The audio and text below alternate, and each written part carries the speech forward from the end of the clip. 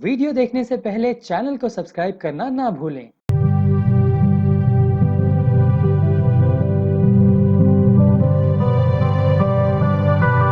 दूसरों से पूछा करते हो आते जाते हाल मेरा, तुमको है गर इश्क मुझसे तो आके थामो हाथ मेरा।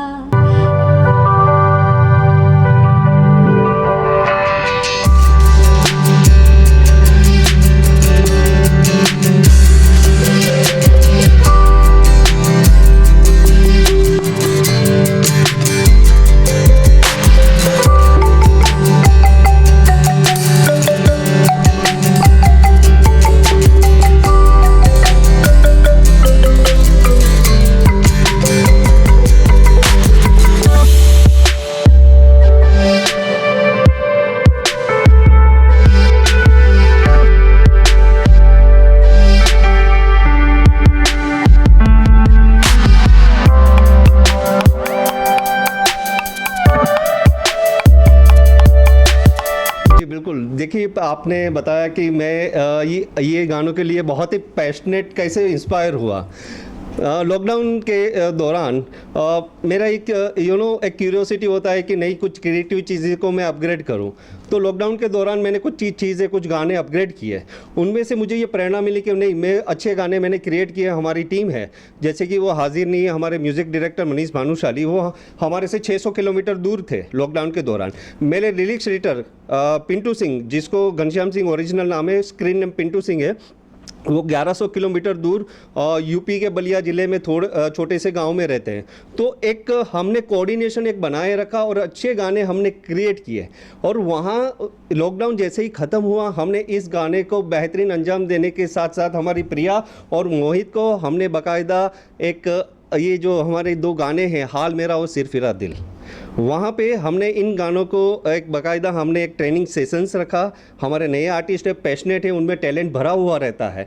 आज नए आर्टिस्ट में भी टैलेंट रहता है, लेकिन आप उसको किस तरह से स्क्रीन पे प्रेजेंट करके उनको अपॉर्चुनिटी के स्कोप्स देते हैं, वो एक मायने रखता है। उन्होंने अच्छा परफॉर्म किया है और मुझे खुशी है कि मैं उम्मीद भी करता हूँ कि जैसे कि हाल मेरा का 2-3 दिन में 3 लाख के ऊपर व्यूज़ गया है, तो हाल मेरा और जैसे जैसे फेस्टिवल सीजन था और जैसे जैसे हाल मेरा को और पॉजिटिव रिव्यूज़ मिलेंगे, और सिर फिरा दिल और मेरा तीसरा भी सॉन्ग आ रहा है योर गर्लफ्रेंड, तो सबके लिए मैं बहुत ही पॉजिटिव हूँ।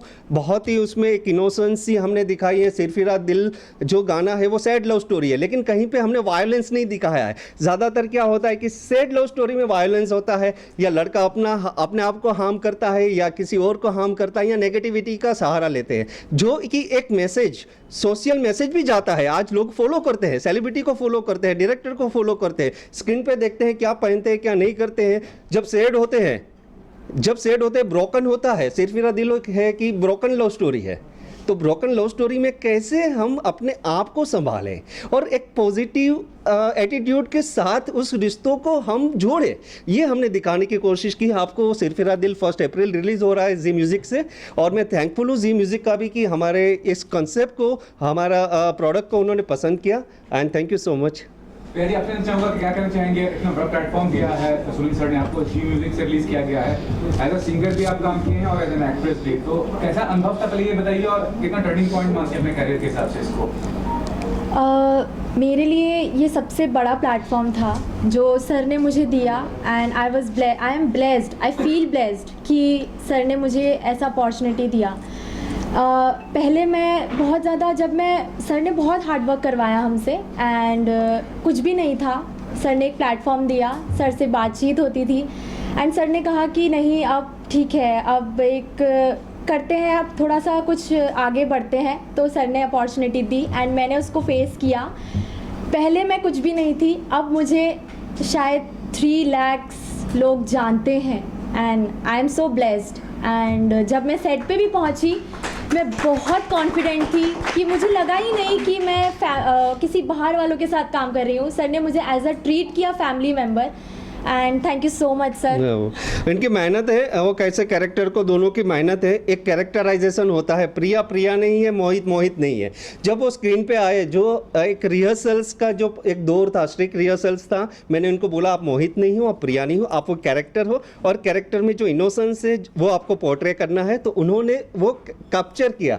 तो हैट्स ऑफ टू देम कि उन्होंने, मेरा एक विज़न था, मेरा एक सिखाना था, लेकिन उन्होंने सीखा। तो ये एक टीम वर्क की तरह ये बहुत ही सक्सेसफुल हाल मेरा गया है। तो thank you Priya, thank you Mohit. Mohit ji, आप बताइए क्या कहना चाहेंगे? काफी अच्छा अभिनय किया आपने एल्बम में। आपने कुछ बैकग्राउंड पहले बताइए, और सुनील जी का बताइए जिन्होंने आपको एक प्लेटफॉर्म प्रोवाइड किया है यहाँ पे। एक्चुअली पहले तो मैं थैंक कहना चाहूँगा सुनील सर को कि इतने बड़े प्लेटफॉर्म दिया है उन्होंने मेरे को। और बैकग्राउंड की बात रही तो आई कम फ्रॉम बरेली, यूपी। मैं बहुत टाइम से मुंबई में हूँ। कभी भी इतने बड़ी अपॉर्चुनिटी मेरे को आज तक फेस नहीं हुई, बिकॉज यू नो एवरीथिंग, किसी को ऐसा चांस नहीं मिलता है, कुछ ना कुछ करना ही पड़ता है आपको। सुनील सर से मैं ऑनलाइन मिला था। सर ने मेरे कम से कम 5 से 6 बार ऑडिशंस लिए थे for this song, and he trend me so well that मैं सेट्स पे जब गया था तो मुझे बिल्कुल भी ऐसा नहीं लग रहा था कि I am facing the camera और मुझे नर्वस होना चाहिए या फिर मेरे की प्रैक्टिस नहीं है, कुछ भी ऐसा नहीं था। बिकॉज हम लोगों ने ट्रेनिंग में, रिहर्सल्स में इतनी प्रैक्टिस की थी कि वो कैरेक्टर्स हमारे अंदर आ चुके थे। एक्चुअली जब 2-3 दिन बाद जब सॉन्ग ख़त्म भी हुआ था तब भी वो कैरेक्टर मेरे अंदर ही था। एक्चुअली मैं शाय होके ही हंसता था, इधर से उधर जाता था, ये सब ही कर रहा था। सर ने एक्चुअली मेरे से कहा भी था कि जब भी कहीं भी जाओ या फिर कुछ खाओ, हमेशा शाय कैरेक्टर में ही रहो, बिकॉज जब आप कैमरा फेस करोगे तो वो चीज़ नेचुरल दिखेगी आपको। तो ही गाइडेड अस सो वेल, और इनका विजन बहुत ही क्लियर है सर का, और पूरी टीम इतनी अच्छी है। प्रिया ने इतना टैलेंट है उसके अंदर, सिंगिंग भी की, एक्टिंग भी की, everything goes so well, and thank you for everything. Sunil ji, ये भी जानना चाहूँगा कि कोई भी म्यूजिक वीडियो है या तो फिल्म स्टार्स को लेकर बनाते हैं कंपनीज जो है, या फिर टीवी स्टार्स हो या सोशल मीडिया स्टार्स हो या मॉडल्स हो, नए लोगों के साथ आप काम कर रहे हैं, कितना बड़ा रिस्क फैक्टर मानते हैं इसको, और अपने में कितना ज़्यादा ये समझ रहे हैं कि आप कितना कॉन्फिडेंट फील कर रहे हैं कि आगे चलकर आपका रिजल्ट अच्छा होगा? बिल्कुल। मेरा पिछला गाना जब से तुम आई हो, उसमें भी मैंने नए 3 टैलेंट्स को लॉन्च किया था। उसमें मैंने एक ब्लाइंड स्केच आर्टिस्ट, एक नए लड़के को ब्लाइंड स्केच आर्टिस्ट बनाया था। उसका भी बाकायदा 5 महीना वो कैरेक्टर में ढालने के लिए। एक नया कैरेक्टर मैं जब उठाता हूँ तो मुझे पहली चीज़ कि मुझे अपने आप पे कॉन्फिडेंट होता है।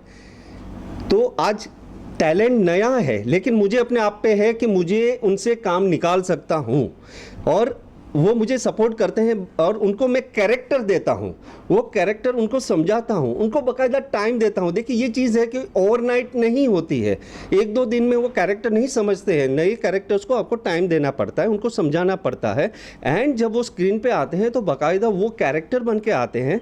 और देखिए एक टेलीविज़न आज जो एस्टैब्लिश लोग हैं उनके साथ तो सब लोग काम करते हैं, है ना, तो उसमें एक चैलेंजिंग फैक्टर कम रहता है, बिकॉज वो पॉलिश्ड रहते हैं, एक्टिंग में प्रोफेशनल्स होते हैं। नए आर्टिस्ट को समझाना पड़ता है कि आपका कहाँ पे, कौन से मूड में आपको स्माइल करना है, कैसे देखना है, ईच एंड एवरी मोमेंट। आप वॉक करेंगे तो वॉक का आपका जो एक एटीट्यूड है वो कौन सा, मतलब मीटरिंग वाला एटीट्यूड रहेगा। मोहित ने भी जो इसमें एक इनोसेंसी जो पूरा दिखाया है, तो उसका एक मीटरिंग पूरा एक ग्राफिंग स्क्रीन प्ले हुआ था। तो आज मुझे अपने आप पे कॉन्फिडेंट है और रहेगा कि मैं नए कोई भी आर्टिस्ट हो उनसे एक अच्छा सा पोर्ट्रे हम करा सकते हैं, उनका अपॉर्चुनिटी भी बनता है। जो हमारे मार्केट में नए टैलेंट्स है तो they deserve an opportunity, who are talented, who understand the character, who are willing to work hard more and more. जी थैंक यू। सुनील जी, मैं जानना चाहूँगी कि जैसे ऑलरेडी म्यूजिक एल्बम जो बहुत ट्रेंड कर रहे हैं, Trends कर रहे हैं, yes. म्यूजिक एल्बम्स को रिलीज कर रहे हैं, तो आज के डेट में कितना कंपटीशन है म्यूजिक एल्बम के आज जी। की फिल्म्स के साथ, तो आप इसको कितना चैलेंजिंग मानते हैं म्यूजिक एल्बम्स को लेकर? और इस पेंडेमिक के टाइम पे आपने दो एल्बम्स रिलीज, तीन एल्बम हाल मेरा सिरफिरा दिल और योर गर्लफ्रेंड, वो पंजाबी सॉन्ग्स है। तो ये चैलेंजेस के बारे में बताइए कि कितना कंपटीशन है फील्ड में, तो आप कैसे इन चैलेंजेस को डील करते हैं? देखिए चैलेंजिंग तो हर फील्ड में होता है, कोई भी आप कोई भी सेक्टर ले लो, चैलेंजेस कहाँ पे नहीं है, बट ये फील्ड में ज़्यादा चैलेंजेस है। एंटरटेनमेंट फील्ड है, ग्लैमर है, एवरीवन वांट अ ग्लैमर, मतलब चकाचौंध वाली ये चीज़ होती है। एंड जैसे कि आपने बताया कि पैंडेमिक में ये 2-3 गाने निकालना, और ये गाना का जो हमारा मूड था, जो हमारा गाने के जो तीनों गाने हैं, तीनों का एक मूड अलग अलग है। हाल मेरा है पूरा रोमांटिक गाना है, सिर्फ मेरा दिल सैड है, और जो योर गर्लफ्रेंड है पूरा एकदम जोली पंजाबी गाना है, यू नो। तो आज इंडस्ट्री में कंपटीशन है, आप अच्छी चीज़ बनाइए। आप मुझे क्या पसंद है ये मैं नहीं सोचता हूँ, ये गाने के थ्रू कितने लोग पसंद करेंगे ये मैं चीज़ें सोचता हूँ। ये इस हिसाब से मैं कैरेक्टराइजेशन करता हूँ और स्क्रीन प्ले को मैं डेवलप करता हूँ।